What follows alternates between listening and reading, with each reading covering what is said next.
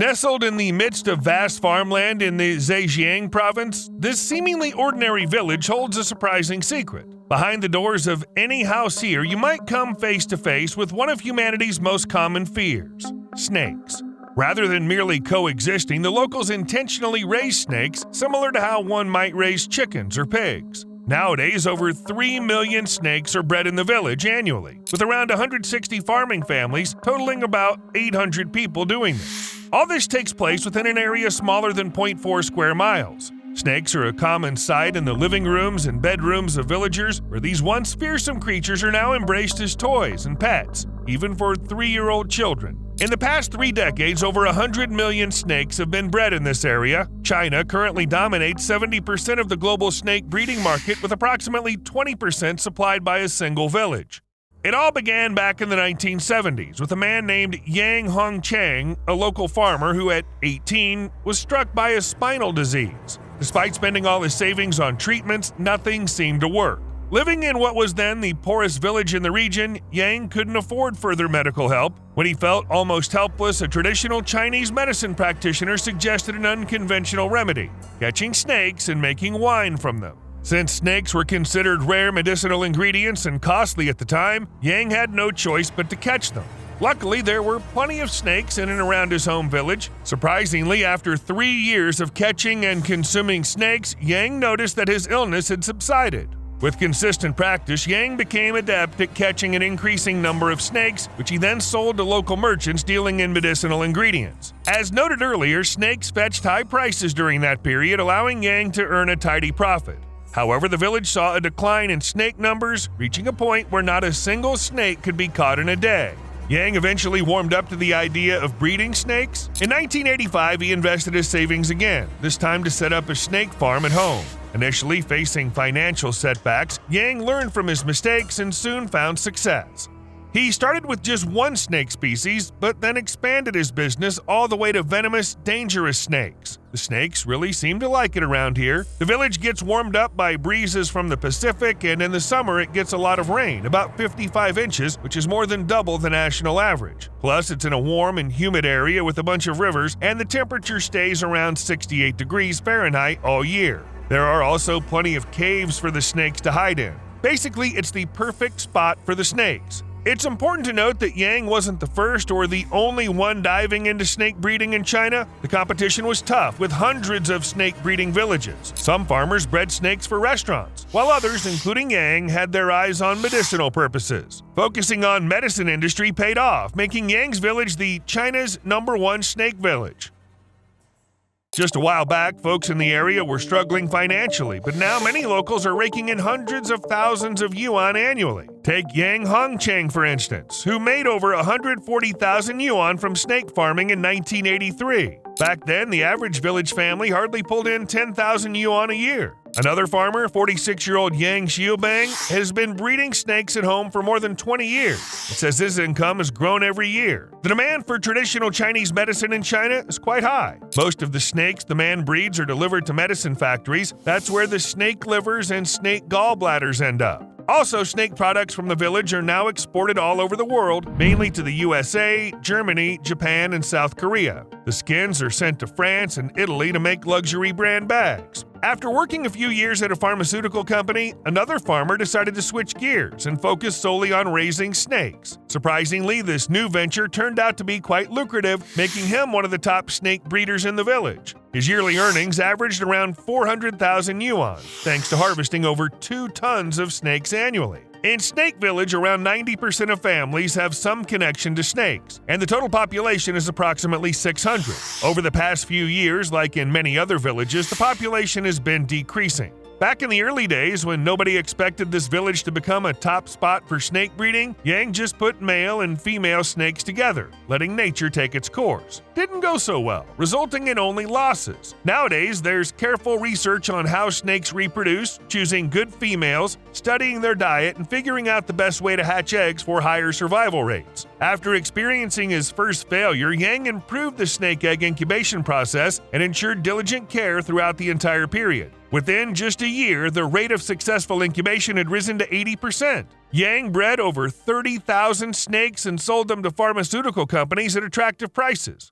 When you delve into it, you'll see that keeping snakes on a farm is like striking gold. They grow fast, mature early, and reproduce abundantly. Snakes are low maintenance, make great farm companions, and spend half of their time in trees, which optimizes farm space. Yes, snakes need a high-protein diet, and due to their fast metabolism, the nutrients they consume primarily fuel their growth. They make good use of solar energy to boost metabolic processes when they bask in the sun or under lamps. Furthermore, snakes have a strong digestive system capable of handling bones, leading to minimal production of biological waste and greenhouse gases. And they don't need much fresh water either. Snakes are usually given meals like tiny creatures such as frogs, mice, birds, and eels. Newborn chickens and ducks can also be fed to them. Alternatively, farmers use leftovers from pork and poultry farming to create something called snake sausage. Always remember that snakes can get pretty intense when it comes to mealtime, often fighting over food so fiercely that feeding them requires caution. In some cases, these fights can even escalate to the point of cannibalism, making it crucial for snake breeders to be extra careful.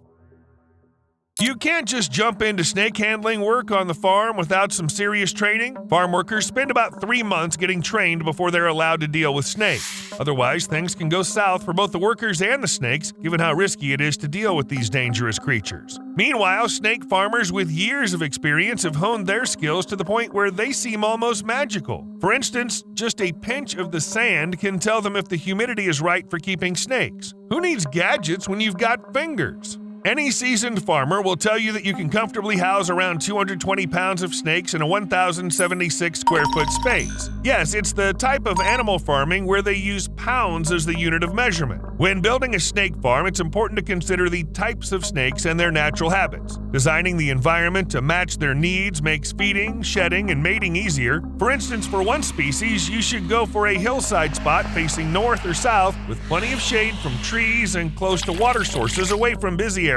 If you plan to raise different snakes like vipers, look for flat plains, hills, orchards, or gardens with easy access to water. The areas around the snake farm are fenced off with barriers at least 2.6 feet tall, and the spaces are filled with cement to stop rats from digging and snakes from slithering away. If needed, the interior wall can be split into smaller sections. Some snake types can be kept separately while others get along well as neighbors. Make sure all the corners inside the enclosure have rounded edges to keep snakes from climbing over. Use double doors, one that opens inward and another that opens outward, to ensure safety and prevent snakes from escaping. Sometimes you might not even need a door. Just use a portable ladder to enter and exit.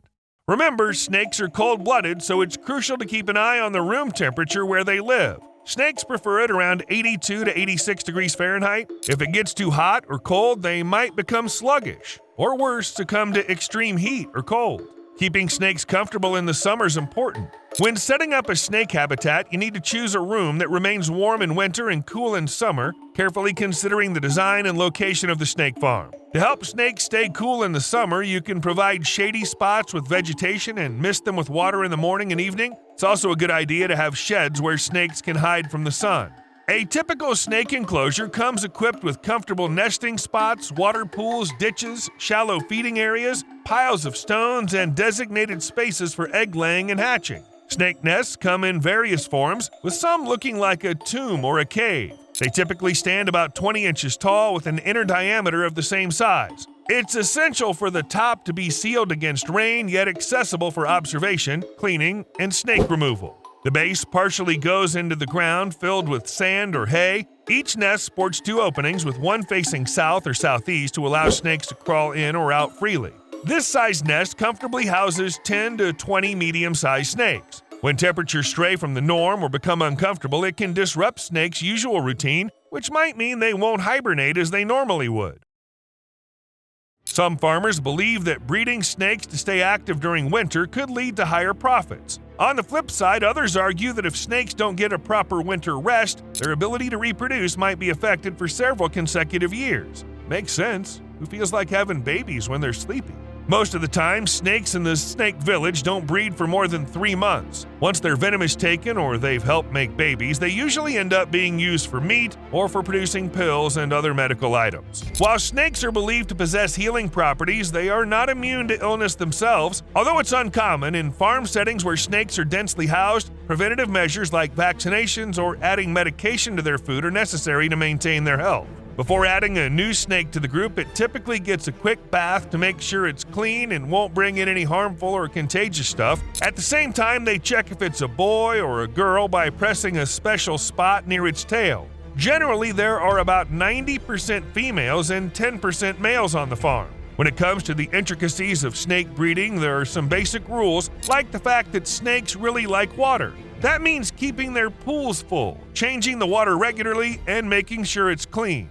In hot weather, snakes need to be able to cool off in water or they won't make it. And then there are some unique life hacks? Know-hows? Anyway, a couple of days before a snake lays its eggs, it's important to sew its mouth shut to prevent it from devouring its offspring. There's something interesting about snake feeding. It follows a pretty strict schedule. Feed them once a week from May to November. The key months for their meals are May, July, and October. May is the gestation period, needing extra energy to create offspring. July is the oviposition period, requiring a lot of food to recover after laying eggs. October's crucial for storing nutrients before hibernation. Ensuring proper nutrition during these stages is essential if you want your snakes to be alive and kicking. It's starting to make sense why Yang, that guy from the village, didn't figure it out straight away. Did you know that a single male snake can mate with anywhere from 5 to 8 females? Once mating is done, it's necessary to keep the males and females apart. But here's the catch. You shouldn't disturb the females as they look after their eggs. They patiently incubate the eggs for about 24 to 30 days until the baby snakes hatch and crawl away.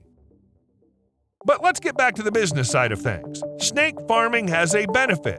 Every part of the snake comes with a price tag, so there's no waste. Currently, the most valuable part is the venom, selling for about $450 to $750 per 0.03 ounces, equivalent to 3,000 to 5,000 yuan. The most sought-after snakes are the newborns of the red-banded snake. Farmers typically sell these snakes to pharmaceutical companies when they're about a week old and going through their first molt, because that's when they have the highest medicinal value. Other popular snake types include black-striped snakes and surprisingly venomous ones, especially vipers, prized for their extremely valuable venom. It's fascinating just how much people can extract from snakes for medicinal purposes, including snake meat, gallbladder, venom, oil, and skins, each with distinct healing effects. Snake oil is used for treating skin conditions or burns, and snake wine, as seen in Yang's case, proves effective against illnesses that official medicine struggles to heal. According to traditional Chinese medicine enthusiasts, taking a snake liver pill before drinking is said to minimize liver damage. While this notion may seem unsupported by science, some people find it helpful in practice.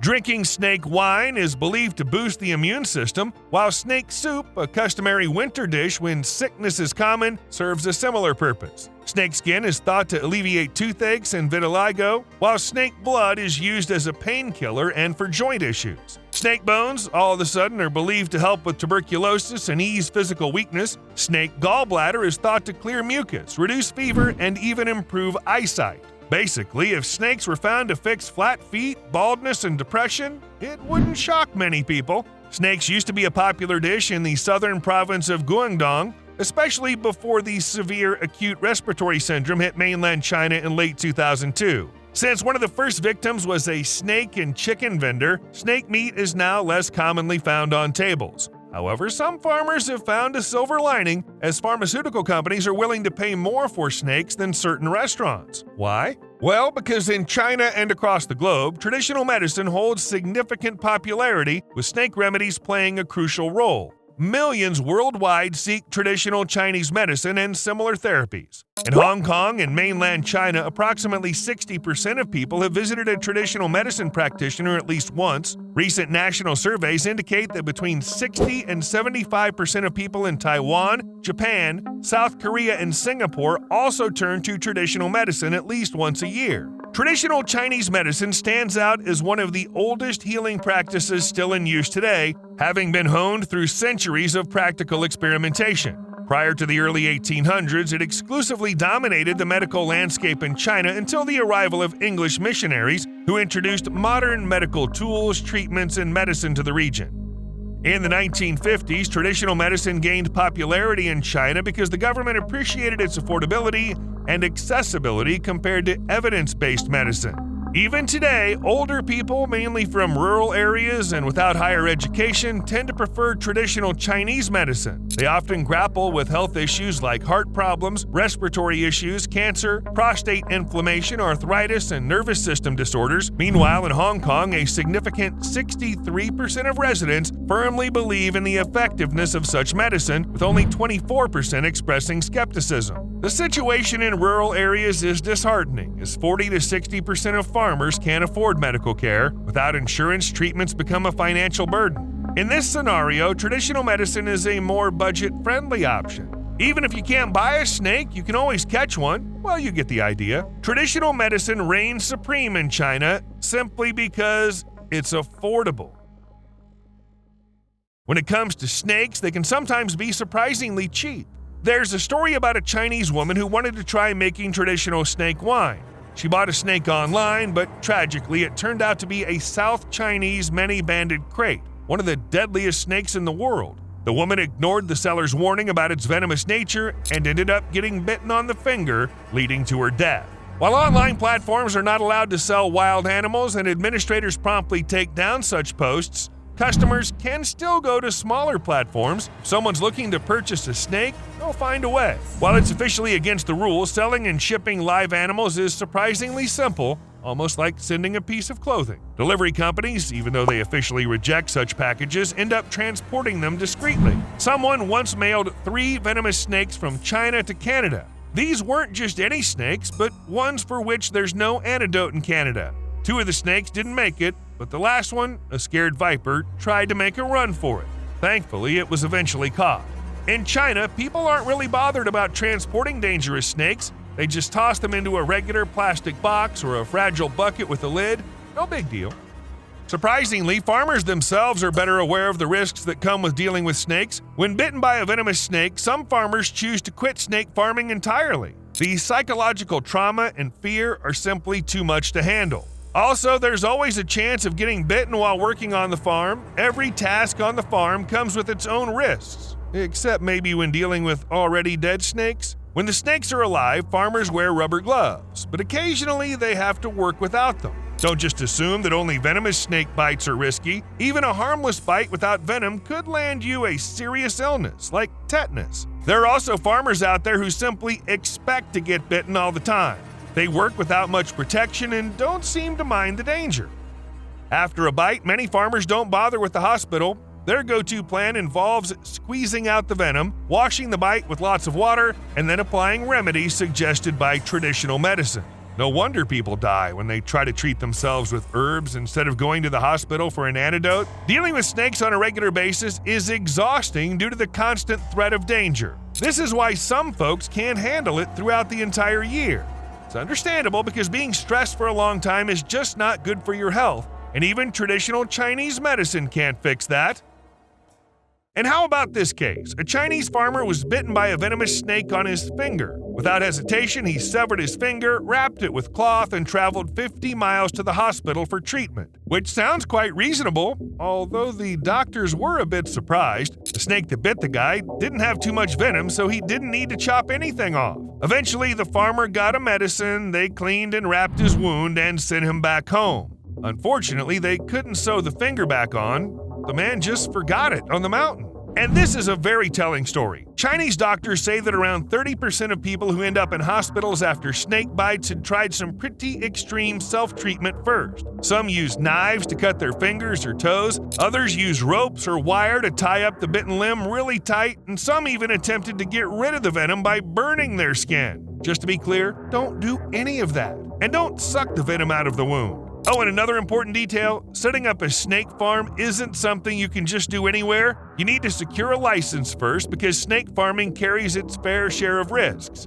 To even apply for a breeding permit, you've got to get a wildlife taming and breeding license. Yep, you need a license for your license. Plus, there's a bunch of forms and paperwork you'll need to sort through. Building the actual snake farm can be a tough and costly task, especially when you factor in everything snakes require for comfortable breeding. That's why many people go for a simpler solution: snake boxes. Whether indoors or outdoors, these boxes need to provide enough ventilation and lighting, and this is actually more or less a legal way. Kai Young, a Chinese entrepreneur, thought it was a smart idea to purchase 3,000 cobra eggs and then breed the snakes in an old school building using makeshift cages made of plywood, bricks, and mesh. Can you guess what happened next? Over 160 snakes slithered through a hole in the wall, causing panic among the villagers. The government assured everyone that they had captured all the snakes, but those who found serpents in their bathrooms weren't entirely convinced. See you later.